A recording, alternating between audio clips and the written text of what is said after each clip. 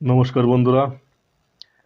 মাধ্যমিক 2027 পরীক্ষার জন্য পশ্চিমবঙ্গ মধ্যশিক্ষা পর্ষদ থেকে ভারতের অর্থনৈতিক পরিবেশ অংশটি থেকে 5 নম্বরের অতি গুরুত্বপূর্ণ 5টি প্রশ্ন এবং তার উত্তর নিচে পয়েন্ট ভিত্তিকভাবে আলোচনা করা হলো।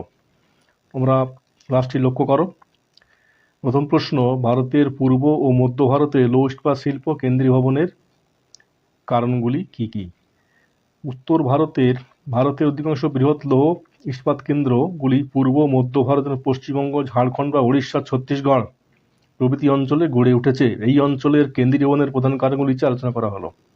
দেখো, কাঁচামালের সহজলভ্যতা। লৌহ ইস্পাত একটি বিশুদ্ধ কাঁচামাল ভিত্তিক শিল্প নয়। উড়িষ্যার ময়ূরভঞ্জ, ঝাড়খণ্ডের সিংভূম থেকে আকরিক লোহা এবং ঝাড়খণ্ডের ঝরিয়া ও বোকারো থেকে কয়লা সহজেই পাওয়া যায়। চুনাপাথর ও ডলোমাইটের প্রাপ্তি। উড়িষ্যার বীরমিত্রপুর ও ছত্তিশগড়ের বিলাসপুর থেকে প্রয়োজনীয় চুনাপাথর ও ডলোমাইট সহজেই পাওয়া যায়। জলের যোগান। দামোদর, সুবর্ণরেখা, ব্রহ্মণী, মহানদীর মতো নদীগুলি থেকে প্রচুর পরিমাণে জল পাওয়া যায়। পরিবহন ব্যবস্থা। পূর্ব দক্ষিণ পূর্ব রেলওয়ে এবং 2 নম্বর 6 নম্বর জাতীয় সড়কের সঙ্গে এটি সুসংযুক্ত এবং কলকাতা বন্দরের সান্নিধ্য। পরের প্রশ্ন দেখো, ভারতের চা অথবা ধান চাষের অনুকূল ভৌগোলিক পরিবেশ আলোচনা করো। এখানে শুধু ধানটা আলোচনা করা হলো, চাটা তোমরা টেক্সট বইয়ে পেয়ে যাবে। প্রাকৃতিক পরিবেশ এই ফরম্যাটে লিখতে হবে। উষ্ণতা, বৃষ্টিপাত, মৃত্তিকা, ভূমিরূপ।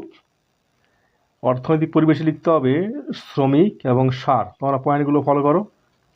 তৃতীয় প্রশ্ন দেখো, ভারতে অসম জনসংখ্যা বন্টনের বা জনসংখ্যা তারতম্যের প্রধান কারণগুলি কি কি? ভারতের সব জায়গায় জনসংখ্যা সমান নয়। কোথায় জনঘনত্ব খুব বেশি, যেমন বিহার, পশ্চিমবঙ্গ, আবার কোথাও অত্যন্ত কম, যেমন অরুণাচল প্রদেশ, সিকিম। এই জনসংখ্যা বন্টনের তারতম্যের প্রধান কারণগুলি হলো ভূপ্রকৃতি। সমভূমি অঞ্চলে যাতায়াত, চাষবাস সহজ হওয়ায় জনসংখ্যা বেশি। আবার পার্বত্য মালভূমি অঞ্চল যেমন হিমালয় পার্বত্য অঞ্চল বন্ধুর ভূপ্রকৃতি হওয়ায় জনসংখ্যা কম। জলবায়ু। চরম ভাবাপন্ন জলবায়ু যেমন রাজস্থানের থর মরুভূমি বা অতিরিক্ত শীতল যেমন লাদাখ মানুষের বসবাসের অনুপযোগী। অনুকূল নাতিশীতোষ্ণ জলবায়ু অঞ্চলে জনসংখ্যা বেশি হয়। পরের পয়েন্ট দেখো, নদী অববাহিকা। তোমরা সমস্ত স্টাডি মেটেরিয়াল ডিসক্রিপশনে দেওয়া লিঙ্ক থেকে সহজেই পেয়ে যাবে, একদম ফ্রিতে। নদী। তারপরে পয়েন্ট দেখো, নগরায়ন ও শিল্পায়ন। যেসব অঞ্চলে শিল্প বা কর্মসংস্থানের সুযোগ বেশি, দিল্লি, মুম্বাই, কলকাতা, চেন্নাই, সেখানে মানুষ বেশি বসবাস করে। পরিবহন ব্যবস্থা উন্নত। রেল সড়ক ব্যবস্থা উন্নত থাকলে অর্থনৈতিক ক্রিয়াকলাপের জন্য জনবসতি গড়ে তুলতে সাহায্য করে। পরের কোশ্চেন দেখো, ভারতে অর্থনীতিতে পরিবহন ব্যবস্থার গুরুত্ব। পয়েন্টগুলো দেখো, কৃষির বিকাশ, শিল্পের কাঁচামাল সরবরাহ বা খনি উৎপাদন ক্ষেত্রে।